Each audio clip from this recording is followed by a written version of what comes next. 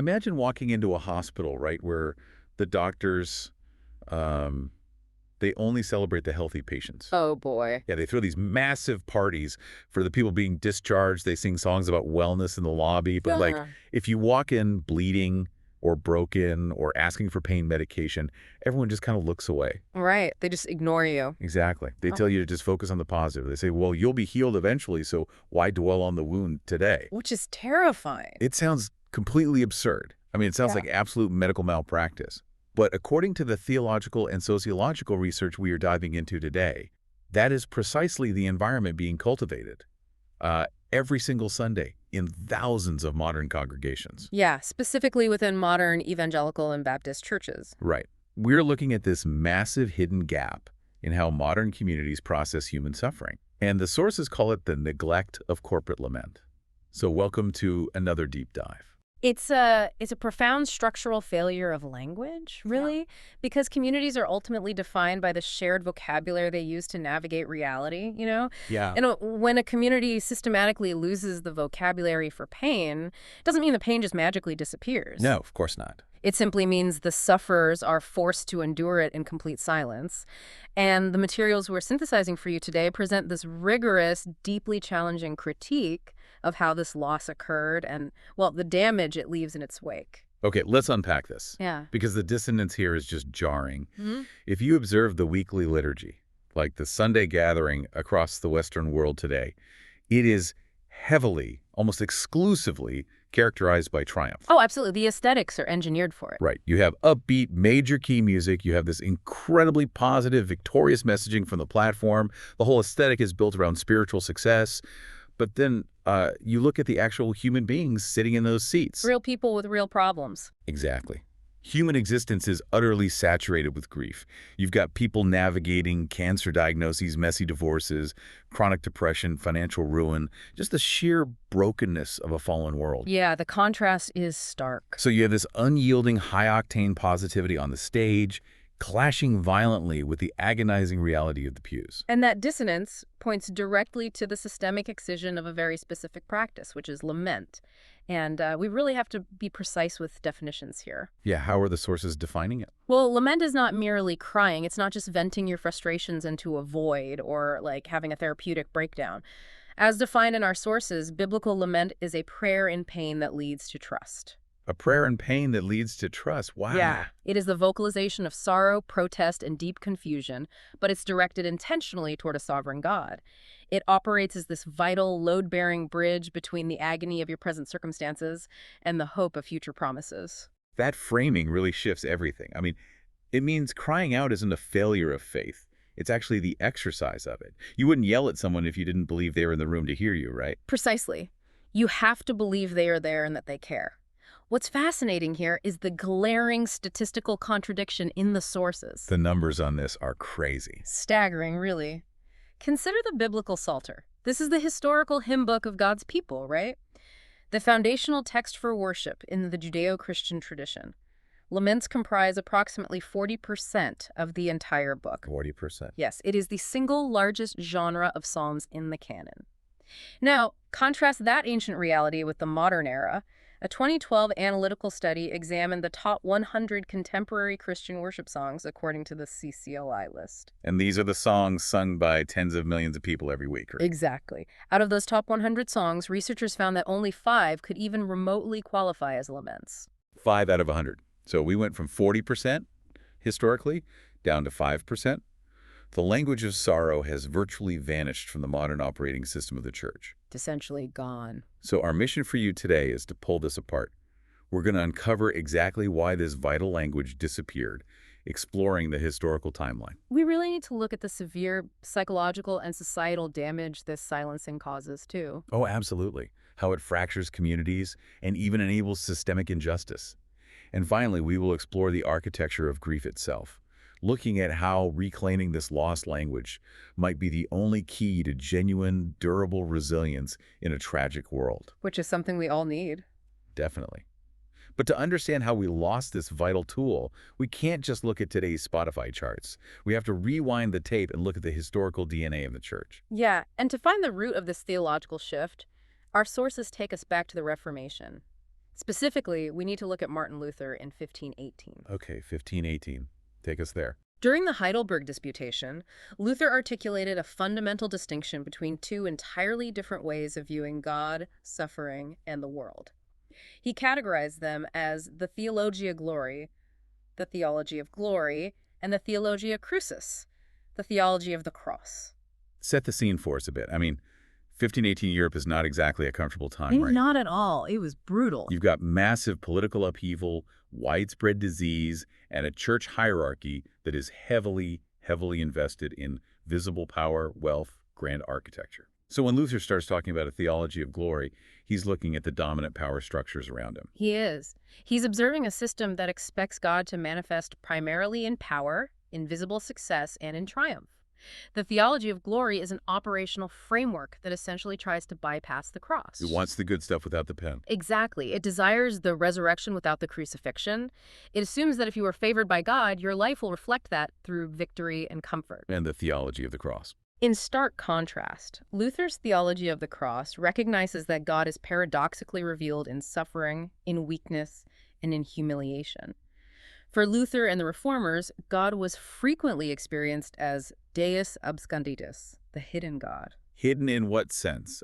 Not geographically hidden, obviously. No. Hidden in the sense that his presence is concealed in the very places human logic assumes he would be absent. Oh, I see. Human logic says God is in the victorious army, the full bank account, the perfect health. The theology of the cross says God is profoundly, intimately present in the suffering, the persecution, and the grief. Wow. So in that framework, lament isn't viewed as a sign of spiritual weakness. It is the natural, expected, and necessary language for dealing with what they called Anfechtungen. I came across that word in the reading, Anfechtungen. It's such a heavy German word. It really is. It carries so much more weight than just saying, like, I'm having a bad day. It translates roughly to agonizing trials, spiritual assaults, or severe existential distress. Yes, the profound internal and external crisis of living in a fractured world. Right. And for a theologian of the cross, when Anfechtungen hits, lament is the only honest response. But when I read about this theology of glory, this expectation of constant visible success, triumph, bypassing the pain, it felt incredibly modern to me. How so? Well, is it fair to say the modern church just adopted the ultimate good vibes only filter?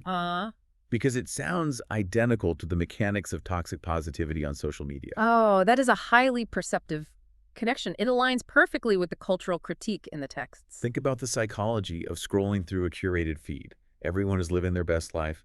Everything's #blessed. The vacations are perfect. The kids are always smiling. Which we know isn't real. Right. But if you, the user, are sitting on your couch experiencing real pain, maybe you just got laid off, or your marriage is falling apart, looking at that feed makes you feel like an absolute failure. It alienates you. Exactly. You feel like you must be doing life wrong because you aren't experiencing the victory everyone else is projecting. So if the modern church is a curated feed, and you are sad, you are just out of sync with the brand. Yeah, and the modern evangelical church, particularly in the affluent West, has largely embraced this theology of glory as its default operating system. But tracing the liturgical history shows this is actually a relatively recent anomaly. Really? So it wasn't always like this? Not at all. Oh. If you examine the early church fathers, figures like Justin Martyr, Tertullian, Augustine, these were leaders navigating intense Roman persecution. They viewed lament as the uniquely Christian form of responding to present suffering without losing future hope. Because they were literally fighting for their lives. Exactly. And throughout the Middle Ages, monastic communities like the Benedictines, they would sing the darkest laments of the Psalter as part of their weekly, sometimes daily rhythm. The early reformers, including John Calvin and Martin Bucer, they retained those raw lament psalms as the absolute bedrock of their worship. So they didn't shy away from the dark material at all. It was baked right into their weekly rhythm. They expected life to be brutal, so they programmed the liturgy to handle brutality. That's a great way to put it. So where does the train come off the tracks? If this was the standard practice for centuries, what severed the connection? Well, if we connect this to the bigger picture, the massive cultural shift really begins with the Renaissance and accelerates through the Enlightenment. Ah, the age of reason. Yes. Western society developed a newfound ultimate confidence in human achievement, rationalism, and scientific progress. And that mindset is inherently antithetical to the posture of biblical lament, which requires utter, helpless dependency on a sovereign God. Because suddenly we felt like we could fix everything ourselves. Right. As modernity progressed, Western culture developed a sort of stoic embarrassment of raw emotion. The goal became to master nature, to master pain. We developed a powerful therapeutic drive to medically anesthetize suffering or scientifically solve it as quickly as possible. Rather than cultivating the spiritual endurance to just sit with it, we became hyper-fixated on the cure. Which, I mean, of course, is a natural human desire. Nobody wants to be in pain. But by putting all our cultural chips on fixing the problem, we lost the communal capacity to endure the illness when a fix just isn't available. And historian Carl Trueman offers a really devastating critique on this point within our sources. He argues that the modern Western church essentially sold its theological soul to consumerism. Oof. Sold its soul to consumerism. Yeah, aligning itself with the values of health, wealth, and the prosperity gospel. In a consumer-driven paradigm, suffering is no longer an expected, unavoidable reality of a fallen world. It is treated as an anomaly. Like a glitch in the software. Exactly, a glitch. It is viewed as a lack of faith, a temporary setback, or a problem to be instantly solved by consuming the right spiritual product or generating enough positive faith. Wow. Consequently, by the late 20th century, the church had effectively amputated the lament psalms. They replaced them with a synthetic, triumphalist hymnody that praises God for the victory, but possesses absolutely no grammar for the tragedy. Which brings up a terrifying practical reality. If you change the fundamental operating system of a community from, hey, we endure pain together, to we must all be victorious, it's going to fundamentally change how people treat each other. It has to. Right. You cannot change the script that drastically without changing the behavior of the actors. And this forces us to look at the local community level. Because if the liturgy has no room for sadness, what happens to the sad person sitting in the third row? The result is a devastating fracture of pastoral and communal care. And the sources specifically analyze this through the lens of Baptist ecclesiology. Which is a fascinating case study. It is, because of how highly that tradition values mutual reliance. Yeah, let me set the stage on why the Baptist model is so relevant here for you listening. If you look at early English separatists like John Smythe, or foundational documents like the 1689 Second London Baptist Confession, the local church is not defined by geography. Right, it's not a parish. Exactly. It's not a parish you belong to simply by virtue of your zip code. It is defined by a voluntary binding covenant. Believers make a solemn promise to God and to each other. They explicitly agree to bear with each other's weaknesses and exercise mutual care. It's engineered to be a deeply interconnected spiritual family. Yes, where the burdens of one become the burdens of all. However, mutual care requires mutual honesty. You cannot bear a burden you do not know exists. And this is where Old Testament scholar Walter Brueggemann offers a brilliant psychological critique. I found this part fascinating. It really is. He argues that if the corporate liturgy, the weekly public gathering, only permits expressions of joy, praise, and victory, then anyone in the congregation experiencing deep sorrow is implicitly forced to suppress their pain to participate. Because there's literally no space on the agenda for it? None. If the music is uniformly triumphant and the sermon is about conquering your giants, raising your hand to say, actually, I am paralyzed by depression and feel entirely abandoned by God, it feels like a violation of the social contract. It becomes socially transgressive. To explain the psychological damage of this dynamic, Brueggemann utilizes object relations theory. Okay, let's slow down and unpack that, because object relations theory is dense. How does an infant's brain map onto a church congregation? Good question. In object relations theory, psychological health develops when a caregiver responds accurately to the infant's cues.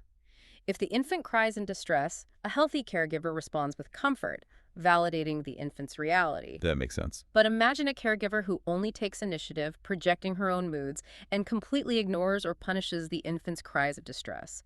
She only engages when the infant is smiling or docile. Oh, wow. The infant's psychology radically shifts to survive. The infant begins to perceive the caregiver not as a loving, safe presence, but as an omnipotent tyrant. And they adapt to that. Exactly. To maintain the vital connection with the tyrant, the infant develops a false self. They learn to only project the emotions that please the caregiver, burying their true needs and authentic feelings. That is haunting. The infant basically realizes, my survival depends on this person, but this person hates my pain, so I must pretend the pain doesn't exist. And Brueggemann applies this directly to the liturgical life of the church. If God is presented in worship as an entity who only accepts doxology, who only wants to hear how great everything is, how victorious we are, and who suppresses any complaint, the congregation develops a false, docile piety. The covenant relationship ceases to be authentic. It degrades into an exercise in sycophancy. The believer is merely telling the powerful entity what they think it wants to hear just to stay in its good graces. That entirely defeats the purpose of the community. It does, and crucially, without the practice of lament, the historical Baptist commitment to bearing one another's burdens becomes functionally impossible. The burdens have been liturgically silenced. Okay, let me play devil's advocate here, because this goes against a lot of modern instincts. Yeah. I can hear someone arguing, but wait, isn't praising God always a good thing? If I'm going through a terrible season, going to a church that forces me to focus on the positive, sing upbeat songs, and declare victory, isn't that actually a way to lift my spirits? How does focusing on the positive actually hurt the community? That instinct is incredibly common. And frankly, it's the exact logic that drives the modern church's programming, but it fundamentally misunderstands the theological nature of the Christian community. How so? Our sources answer this pushback by examining the Reformation doctrine of the priesthood of all believers. Right. Modern evangelicals often reduce this doctrine to individualism. They think it just means, oh, I don't need a human priest to confess my sins. I can pray directly to God. Right, it's a solo access pass. That's the modern view. But historically and biblically, the role of a priest intrinsically involves the mediation of suffering.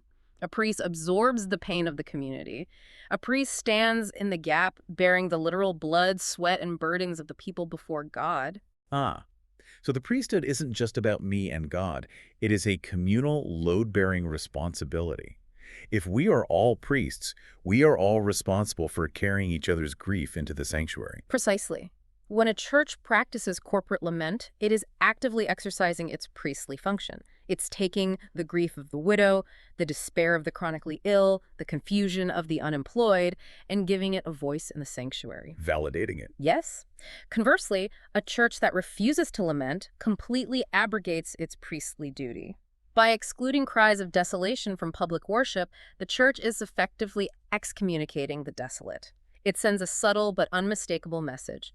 This sanctuary is a place only for the whole, the happy, and the victorious. It's the spiritual equivalent of a theme park sign. Yeah. Right? Like, you must be this victorious to ride. Exactly. If you are currently losing, please wait in the parking lot until you found your victory, and then you can come back in and sing with us. And our sources frame this error within a concept called progressive covenantalism, which deals with the eschatological tension of the already and not yet. Okay, eschatology is the study of end times, the ultimate wrap-up of history. So what is the already and not yet tension? Christian theology posits that Christ has already won the ultimate decisive victory over sin and death on the cross and through the resurrection. However, the final, perfect restoration of the world, the eradication of all disease, injustice, and sorrow has not yet occurred. We're still waiting for that. Right. Believers live in the agonizing tension between those two realities.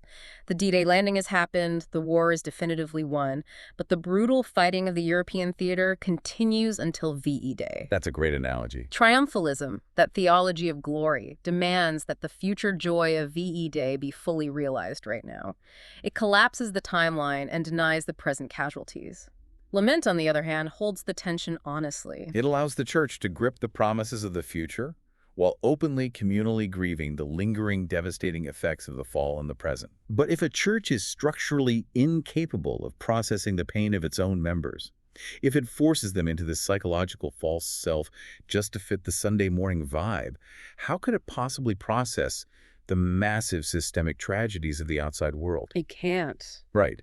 A community that ignores the cancer diagnosis in the third row is certainly going to ignore systemic injustice in its city. And that shifts our focus from internal pastoral care to the external prophetic voice. This is a critical pivot in the research. The internal theological failure inevitably manifests as an external civic and societal failure. The inability to lament mutates into a profound moral blind spot. Here's where it gets really interesting. This brings us to the concept of theodicy. For anyone listening unfamiliar with the term, theodicy is the attempt to answer the ultimate question of God's justice in the face of evil. Right. Like, if God is entirely good and entirely powerful, why is there profound systemic suffering? The sources made a chilling argument here. If lament is censored, the questions of justice themselves become invisible to the community. Yes. Walter Brueggemann points out that praising God for the status quo implicitly baptizes that status quo. Wow. Baptizes the status quo. Think about the sociological implications.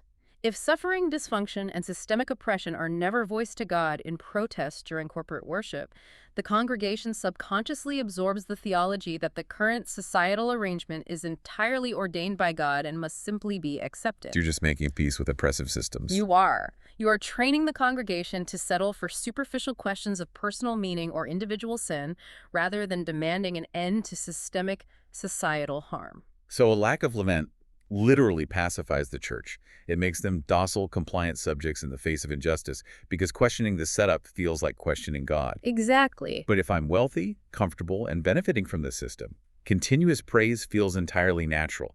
It reinforces my position. If I am marginalized or oppressed, continuous praise without lament feels like a psychological weapon. And theologian Soong-Chan Rah articulates this dynamic powerfully.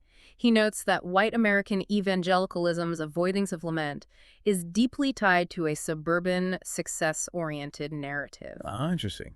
In that specific cultural context, praise maintains the flourishing of those who are already winning under the current socioeconomic system.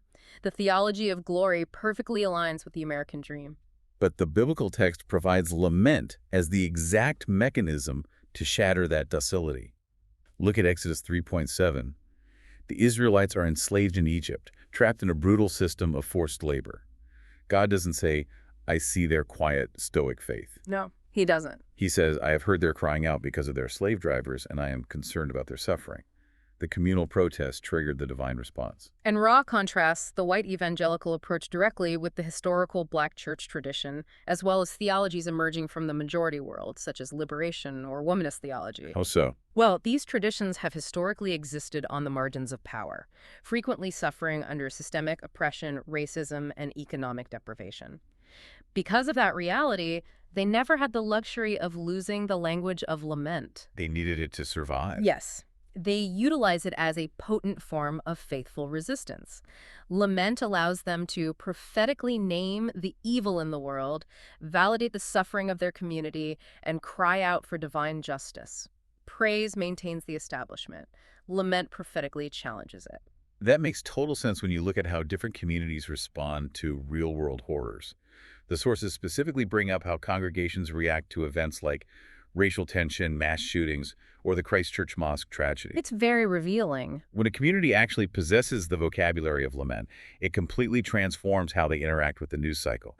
It shifts their response from partisan bickering or posting a generic thoughts and prayers graphic into deep prophetic empathy. Empathy that demands action. Yes. There is a line from the text that summarizes this perfectly. It says, lament teaches the church to be watching the news, not merely for information, but for intercession. That distinction, information versus intercession, is the hallmark of a prophetic community. Instead of watching a tragedy unfold and immediately asking, how does this affect my political stance? Yeah. Or how can my tribe spin this? The lamenting church watches and asks, how do we mourn with those who mourn? And how do we collectively cry out to God for justice? It unites a diverse body of people in a shared cry. It really does. Validating the experiences of the victims rather than ignoring the horror to maintain an artificial, comfortable peace. So far, we've explored the history, the community dynamics, and the macro-level societal impact. But what is actually happening inside the human brain and the human soul when a person engages in lament? The internal mechanics of it. Yeah, how does the mechanism actually work? This brings us to the architecture of grief, where the sources blend spiritual formation with psychological theory. To map the architecture of grief, our sources rely heavily on the groundbreaking structural work of Old Testament scholar Claus Westermann. He revolutionized the academic study of the Psalms by demonstrating that human communication with the divine operates on a continuum. Okay, what are the ends of the continuum? The two primary poles of this continuum are praise and lament. Crucially, Westermann argued that praise actually loses its authenticity, its structural integrity, if lament is suppressed. Because praise that hasn't survived the crucible of suffering is just untested optimism. That is a perfect way to phrase it. And building on Westermann, Brueggemann categorized the Psalms into three cyclical movements that mirror the actual lived experience of human psychology and faith. Right. The first movement in this cycle is orientation. This represents the seasons when life makes sense. The moral order is intact. God is perceived to be on his throne. You are experiencing peace, blessing, and predictability. Like when your health is good, your relationships are stable. Exactly. Psalms 1 and 8 are classic examples of this. The language utilized in these psalms is composed, ordered, didactic, and deeply confident. But no human life stays in a permanent state of orientation. The phone rings at 2 a.m. The doctor calls you back in to look at the scan, the economy crashes, and that plunges you into the second movement. Yes. The second movement is disorientation. This is the chaotic birthplace of the Lament Psalms. The ordered world abruptly collapses. As you mentioned, a sudden job loss, the betrayal of a spouse, a terminal diagnosis, or the crushing weight of systemic injustice. All the rules go out the window. Completely. The theological formulas that worked perfectly during orientation suddenly feel hollow and useless. And the language of the Psalms in this phase radically alters. It is no longer ordered or polite. It is raw, it is ugly, it is angry, and it is profoundly confused. Very confused. You look at Psalm 88, which is perhaps the darkest chapter in the Bible, and it ends with the line, "Darkness is my closest friend." There is no silver lining. It is a terrifying descent into the pit. But the cycle does not end in the pit. The third movement is reorientation. This occurs when God intervenes, sustains, or delivers the believer from the disorientation. But, and this is a vital point the sources make, reorientation is not just hitting the rewind button. It is not a return to the naive innocence of orientation. Exactly. The scar remains. The trauma was real. Reorientation is a new, deeper, battle-tested reality. It is a resurrected joy that is born out of suffering. Psalm 30 captures this beautifully. You turned my wailing into dancing. The wailing had to happen for the dancing to carry its full redemptive weight. This raises an important question regarding modern spiritual formation.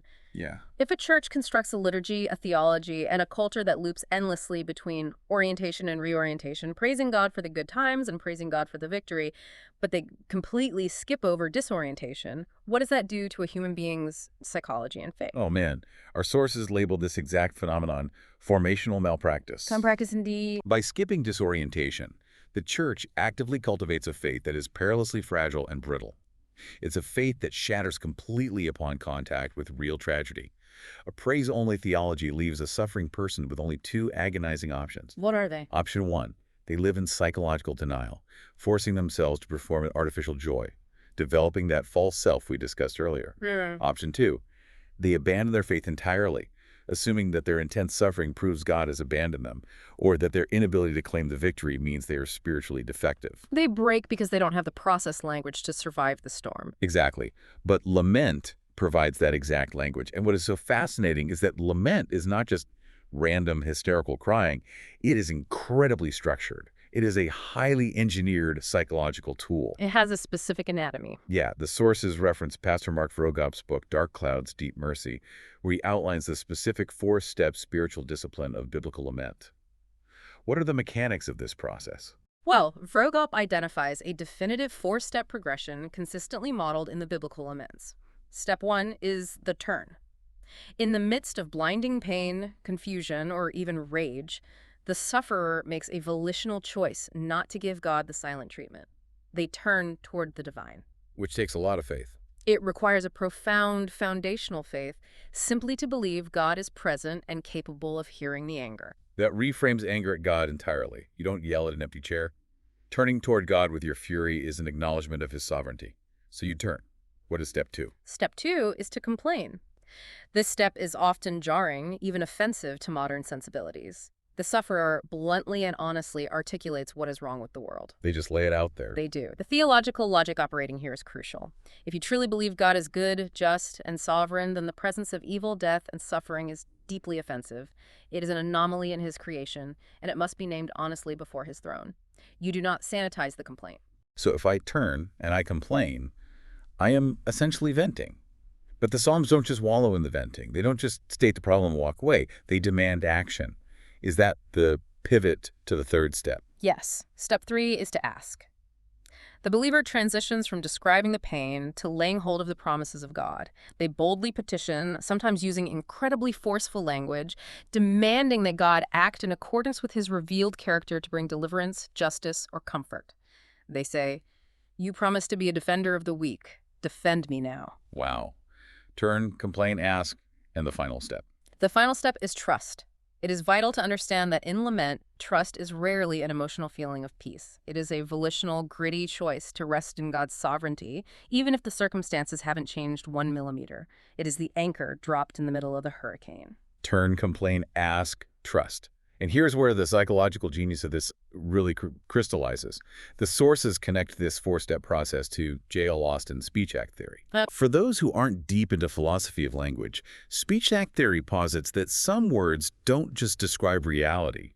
They actually perform an action that changes reality. Like a minister at a wedding. Exactly. The classic example. When a minister says, "I now pronounce you husband and wife," those words don't describe a marriage. The uttering of the words physically and legally creates the marriage. They are performative utterances. And the application of speech act theory to lament is profound. Uttering a lament, moving physically and verbally through the steps of turning, complaining, asking, and trusting, is a speech act. It is not merely describing your internal sadness. It's doing something to you. The act of speaking the lament actively performs an action that physically, neurologically, and spiritually reorients the speaker. The words themselves are the vehicle. They move the sufferer from the paralysis of their pain into an active, forward-leaning posture of trust. You can't just think your way there. No, you cannot sustainably reach the destination of enduring trust without actively traveling the vocalized road of honest complaint. The speech act does the formational work. So we have this incredible, psychologically sound, biblically rooted, heavily structured process language designed specifically for human survival in a tragic world. So what does this all mean? What happens when the leaders, the pastors, the counselors don't even know this language exists? It leads to a crisis in care. That brings us to the practical reality of pastoral care and liturgical praxis. When a congregant walks into their pastor's office, utterly devastated by a miscarriage or a sudden divorce or a terminal diagnosis, what is the default reaction of a church that has lost the capacity to lament? Tragically, without the vocabulary of lament, pastoral care frequently defaults to what our sources call therapeutic optimism. It is an instinct born out of a deep, unexamined discomfort with raw pain, driving the listener to offer a quick, philosophical fix to ease their own discomfort as much as the sufferer's. It's the spiritual equivalent of putting a brightly colored Band-Aid on a sucking chest wound. That is an accurate, if grim, analogy. This therapeutic optimism manifests as pastors or friends immediately trying to highlight a silver lining. They reflexively quote verses like Romans 8.28 out of context, telling a grieving mother that all things work together for good. Ugh, people hate hearing that in the moment. They do, or they simply tell the devastated person they need to just trust God's plan. Which, while almost always well-intentioned, can be incredibly destructive to a person in the disorientation phase. The sources argue forcefully that this approach frequently inflicts secondary trauma. It fundamentally invalidates the person's pain. It subtly, or sometimes overtly, implies that their intense, lingering grief is a sign of weak faith or an unwillingness to claim the spiritual victory over their situation. And there's a biblical precedent for how bad this is. To illustrate the historical danger of this dynamic, the text points directly to the book of Job. Job's friends. The ultimate archetype of bad counselors. Exactly. When Job loses everything, his children, his wealth, his health, his friends initially do the right thing. They sit with him in the ashes in complete silence for 7 days. Which is the best thing they did. But the moment they open their mouths, they attempt to provide a rational, philosophical explanation for his horrific suffering. They try to construct a neat theodicy to quickly resolve the theological tension and fix his pain by explaining it away. And what is the result? God fiercely rebukes them. Conversely, God ultimately validates Job's raw, chaotic, agonizing, and often borderline blasphemous laments. The enduring lesson of Job is that the sufferer in the pit does not need a philosophical quick fix or a theological mechanic. They need a witness. They need the profound, unhurried presence of the divine, and they need a human holding environment where they can safely vocalize their despair without being corrected. The sources highlight a really moving personal narrative that brings this down to earth. Mark Vrogop, the pastor who outlined the 4 steps of lament, experienced the tragic loss of a stillborn daughter. A terrible loss. He was devastated, and he realized he had to model this raw process for his congregation. When he finally began to publicly pray laments from the pulpit, not tying a neat bow on his grief, but expressing the agony, he noted a massive cultural shift in his church. What happened? Grieving people started to come out of the shadows. They realized their pain was finally being validated from the platform. The church was finally speaking a language that made sense of the brutal reality they were living in. Pastoral modeling is the absolute catalyst for cultural change. But the sources also outline highly specific structural steps for churches to reform their liturgy and embed this practice long term. So if a pastor or worship leader is listening to this right now, what can they actually do this Sunday to start repairing this structural failure? First, they must actively reclaim their hymnody. They need to intentionally curate the music to include minor key songs of sorrow and unresolved tension. So bring back the old stuff. Yes, digging into the archives to bring back traditional hymns like Anne Steele's Dear Refuge of My Weary Soul. But also means utilizing contemporary artists who are writing modern laments, such as the work of Matt Searles, or incorporating songs like Lord, from Sorrow's Deep I Call. The congregation must be given the melodic vocabulary to sing their pain together. You literally have to change the playlist. What else? Second, pastors must commit to preaching the dark chapters of the text. They need to preach systematically through the Book of Lamentations, explore the profound grief of the prophet Jeremiah, and unpack the imprecatory psalms. You can't just skip to the happy verses. No. Doing this demonstrates from the ultimate place of authority, the pulpit, that God welcomes and can handle the full, unfiltered spectrum of human emotion. Additionally, churches should construct specific liturgical rhythms and spaces for corporate grief. How does a church practically carve out space for grief in a culture that demands constant entertainment? The sources suggest implementing specific services, often referred to as Blue Christmas or Longest Night services. I've heard of those. They are dedicated, intentional spaces for people navigating acute grief, infertility, divorce, or chronic illness during culturally mandated seasons of joy, like the Christmas holidays. When it's the hardest to be sad. Exactly. Right. These services deliberately incorporate physical, tactile rituals like extended periods of corporate silence, the reading of lament psalms, or the lighting of candles. The psychological mechanism here is profound. A physical ritual provides a tactile, sensory holding environment for unspoken sorrow, allowing the sufferer to bring their pain before the Lord within the supportive, unrushed presence of a community. That is deeply necessary. To sit in a dimly lit room, light a candle for the child you lost, and know the people around you are just bearing witness without trying to hand you a self-help book. It's powerful. And the sources deliver this ultimate, inescapable theological hammer blow to justify all of this. They call it the Christological imperative. It is the ultimate definitive argument against the theology of glory. Jesus Christ himself, the incarnate Son of God, the center of the Christian faith, habitually utilized the living language of lament. He wasn't a Stoic. Not at all. He was not a Stoic philosopher. He wept openly at the tomb of his friend Lazarus in John 11, fully experiencing the sting of death, even knowing he was about to perform a resurrection. He cried out in deep prophetic anguish over the impending destruction of Jerusalem in Luke 19. And Gethsemane. Yes, he agonized in the Garden of Gethsemane, offering up fervent cries and tears as he faced the cross. And most profoundly, while hanging on the cross, bearing the sheer weight of the world's sin and suffering, what were the words he chose to speak? He quoted a lament psalm. He went back to the ancient hymn book, to Psalm 22, and cried out, my God, why have you forsaken me?" Exactly. The sinless Savior of the world required the vocabulary of lament to navigate the brokenness of the human experience. And the staggering hubris of modern followers to think they can somehow survive the brutal realities of this world without the very language Jesus himself relied upon is just breathtaking.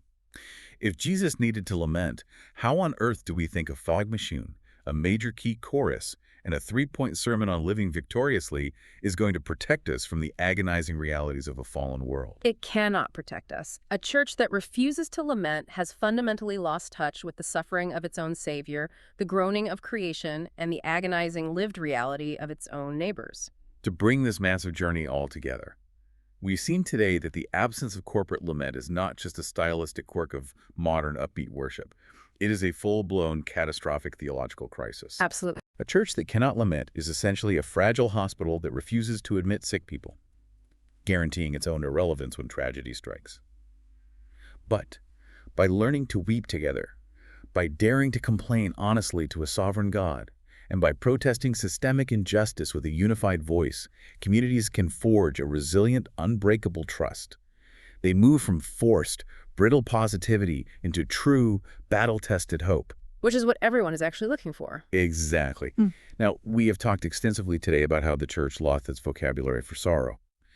But I want to leave you with a final thought to mull over, expanding this beyond the walls of the sanctuary. Oh, this is a great point. Consider highly secularized modern society for a moment. If lament, specifically that structured psychological progression of turning, complaining, asking, and trusting, is a required mechanism to move a human being from the paralysis of pain to actual resilience, what happens to a secular, good vibes only, hyper-curated culture that had completely lost any framework for collective mourning? That's a scary thought. Without a sovereign listener to turn to, and without a structured way to complain and ask for ultimate justice, does our societal grief just metastasize?